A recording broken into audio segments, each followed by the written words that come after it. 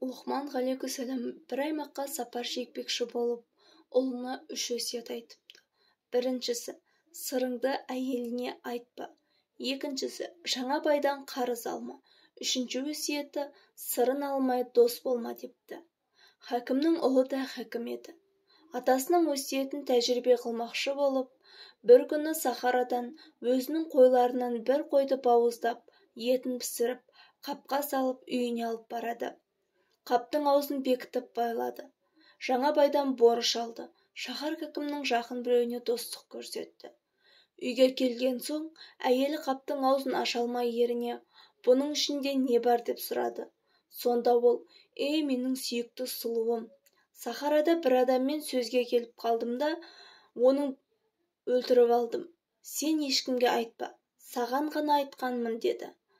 Бір-екі күн өткен соң, ол әйелімен сөзге келісіп, басынан ұрып жібереді.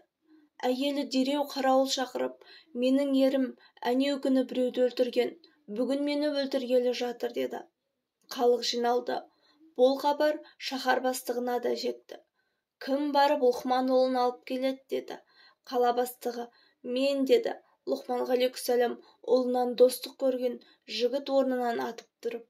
Ол барып, жүр, сен кісі өлтіргенсің, хакім шақырады дегенде, Лұқман хакімнің ұлы, әй досым, мені жібер қашайын деді. Оған болмады, жолға алып шықты. Жолда мұны жаңа бай көріп, борышымды беріп кет деп жабысты. Борышын берді. Хакімге жетті. Ол, әй Лұқман хакімнің ұлы, өлтірген адамың үшін өзің де сондай сазаңды тартасың деді. Лұқман хакімнің ұлы, мен шариғат не бұйырса соған разымын. Өлген кісінің қандай жарақаты болса, мені одан да артық жарақаттап жазалаңыздар депті. Қарауылдар қапшықта келіп көптің көзінше ашса, пісірілген бүтін қойдың еті шығады. Таң қалған ел Лұқман хакімнің ұлын әкесінің өсиетін сынамақ үшін істегенін айтып береді. Лұқман хакімге бір сопсымақ адам бір жиылыста айтты дейді. Сіздің ауруға ем етуге күнә, Құдайдың жіберген қаза бәлесіне себеп табамын деген Құдайға қарсылық болып табылады, деп білемін деді. Лұқман айтты. Олай болса, сол айтқан сөзіңіз үшін жазылған кітапты әкеліңіз. Сенімді кітап болса, біз тоба етіп, дәрігерлікті қоялық депті. Сопы бұл сөзді еш кітаптан көргені жоқ.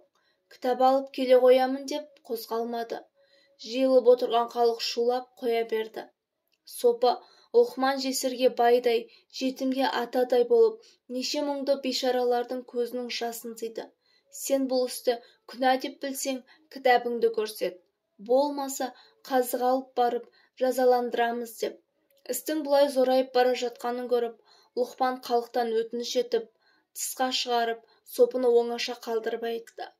Алла разы болсын, молдам, білген шамаңыз бізді күнәдан тыю үшін ақыл айтқаныңызға. Бірақ бізден де сізге бір ақыл айтылсын. Қашанда бір істі істегіңіз келсе, ол іске әуелі ақылыңызды, онан соң көзіңізді жұмсаңыз, сонан соң ақылыңыз дұрыстаса, көзіңіз көріп, жөнін танып мақұл көрсе, тіліңіз бен қолыңызға сондай ерік беріңіз депті. Екінші, сіздің айтқан сөзіңізден оқып жетіспегендік көрінеді. Құдай тағала адамға әртүрлі дене берді. Қол берді жұмыс қылмақ үшін, көз берді көрмек үшін, аяқ берді жүрмек үшін, құлақ берді естуге, ақыл берді ойланып, жаман жақсыны аңғаруға.